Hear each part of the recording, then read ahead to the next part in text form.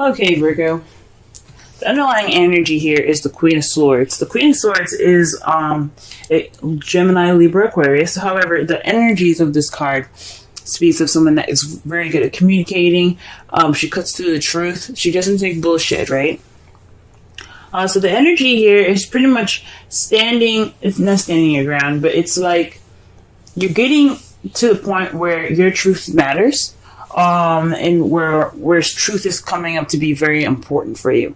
Now, with the Queen of Swords, truth is very important. She only speaks her truth. She doesn't know any other way, any other language other than the truth, than her truth, right? Or other people's truth. She doesn't mess around when it comes to lies and stuff, because when she is lied to, that breaks trust. And you don't have a chance anymore. Like, if you were going to get some help from the Queen of Swords, it would be completely obliterated. So this week is centered around energies of possibly you guys feeling more, very, straight up with stuff. Feeling more,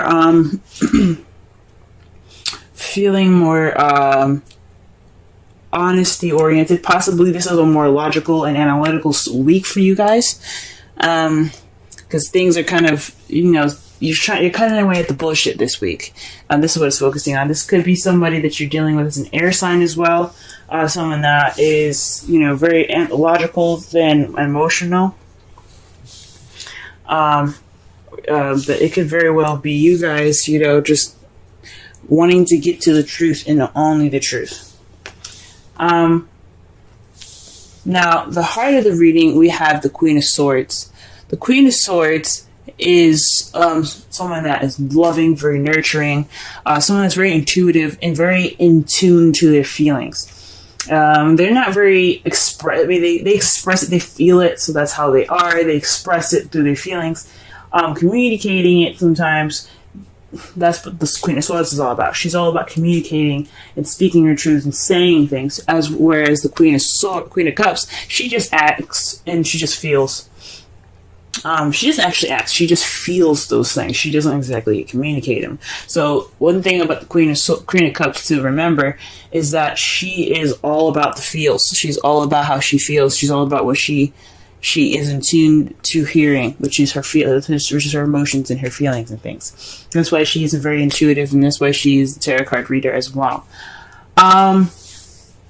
This is a problem circumstance, and it's crossed by the Three of Cups.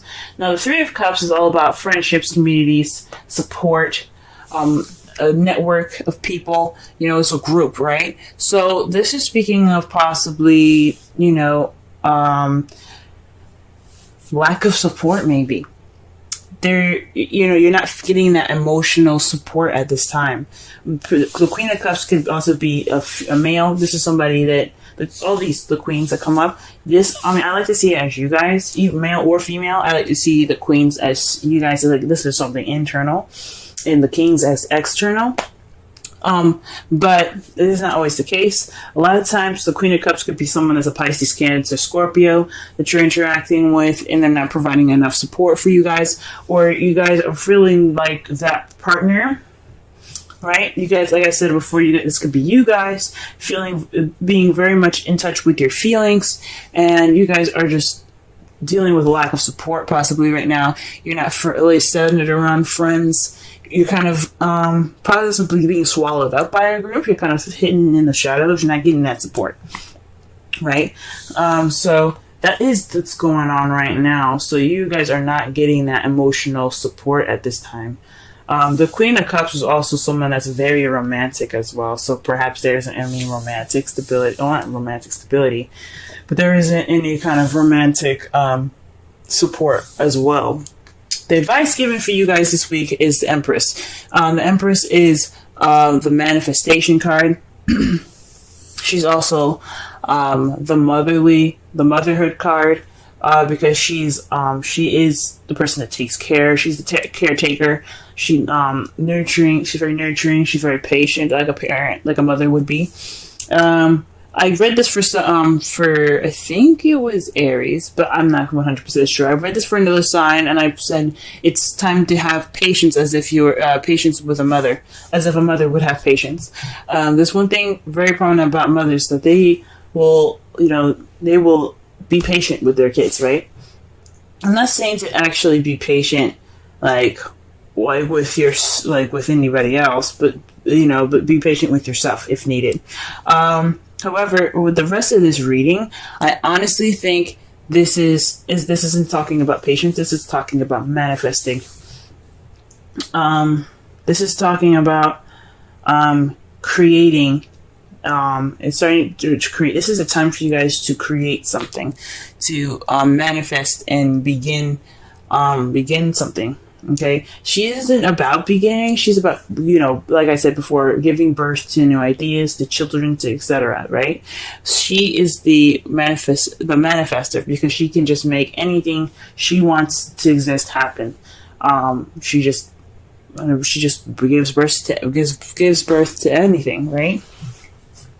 So this is telling me that this is your time to manifest, to give birth to new ideas, to give birth to to the support that you guys want, right?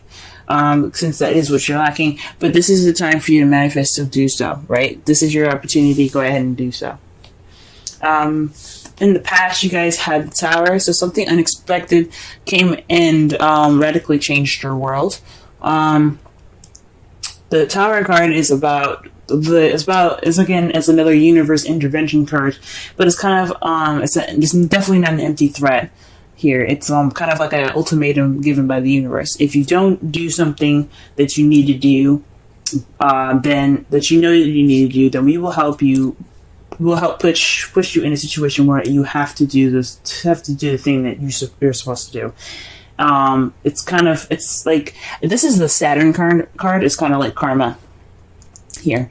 So Saturn is all about karma and doing what you need to do. He will put your butt in gear. He will make sure you do what you're supposed to do, or he'll help you towards your potential. Most of the time, well, some of the time, it's not in a nice way. Okay, and especially with the cards falling up after this, I don't think it was very nice. Sometimes the Tower can surprise you with something wonderful, right? It could be a wonderful, wonderful surprise because it's unexpected and you don't see it coming. But if it's something that you were supposed to do and you hadn't done it, then there is something. Then it can leave you kind of discombobulated and having to work from the beginning, having to start all over, because as you see here, the people coming out of the Tower, they put a lot of work, and they grew it, they did the work that they needed to do to build a Tower, and then lightning struck, and now they got to start from ground zero. Okay, so that's in the past. So some unexpected change had radically changed your life. In the present, though, you have the Devil. So this is about attachments, addictions, habits, possibly that you feel that you have no control over what you actually do. Because one thing about the Devil here is that the two people sitting on the bottom, they have chains around their necks, but they don't look distressed. They're chilling, drinking, hanging out, right? This one, like the lady here, she can easily get out because her chains are just filled with flowers. So if she wanted to leave, she could just simply stand up, break the vines, and be out, But this is voluntary. This is something that they want to do. They don't care to just hang out with the Devil. With these two people there, this speaks of a voluntary addiction. So it's something that can be broken, but you decide not to. So there could be some habits that are going on that you guys are like having to confront now. Maybe trying to break these addictions at this time. But there's definitely some sort of attachment of some sort that is voluntarily like this is kind of on you guys at this point because it's like I said, this is voluntary. He doesn't make you stay. It's up to you. So for some of you guys, could be like a karmic relationship that you guys are attached to, and those are not so very voluntary. The karmic relationship is very, very difficult to break out of. Okay, it's kind of pretty much like a deep and innate connection that you feel like you can't break, but in a way it's very weird. It's like you can, but you can't. It's so strange. Some of you guys could be having a connection with someone that is lacking in support, but you have some sort of connection with this person. Could be a Pisces, Cancer, Scorpio, or an air, Gemini, Libra, Aquarius. There could be some sort of connection in that sense, or there could be some habits that you should be breaking at this time, or there's some habits that you kind of went back to, and they're not really helpful. When you have the devil come up in your present, that's just habits that you should let go of. They're not necessarily any habits that you should keep. But however, in your foreseeable future, you do have the devil. Sorry, you do have death. Death is speaking of letting go of the past, like completely, letting it die out, okay? Letting it completely go, letting it just die. So that way you have a new beginning ahead. It's a slow, mournful kind of change here. As you see, there's, it's sad, it's dark, it's kind of grim, but the process is purifying. What the death is about is Pluto rules death, okay? Pluto is all about purification. So when you see this card, you see yourself in the future purified. So whatever in the past happened is completely died. It's coming. It's going away. It's in the past. You accept it for what it is, and you let it go. And you accept something new. You let the new come to you because you let the past go. If that makes sense. So there's a transitional change here. That is, like I said, it can be very slow. But that's how you guys see. That's how you guys see your foreseeable future. Okay. In your outcome, though, guys, you have the Page of Swords. So this is about speaking your truth, being, it may be tactless about those truths that's going to be said here. There could be a message that's kind of that's very honest and cut to the chase, not very cushiony, if that makes sense. It kind of lacks tact, but the point is that it's a truth that is being received or is going to be given in results all of this. Okay, so that's interesting. So far from what I'm getting here, the Queen of Swords is basically telling me that for the energies for this week is basically speaking your truth, cutting to the bullshit. Actually, it's possibly about being detached and letting and not feeling, because the Queen of Swords is all about detachment. It's about detachment, being kind of cold, right? That's one of the characteristics about air signs, is that they can detach from a situation and analytically look at it. The problem is feels. Obviously, there's no feels, or there is feelings, but there isn't any support towards those. And right now, it's about accepting and understanding.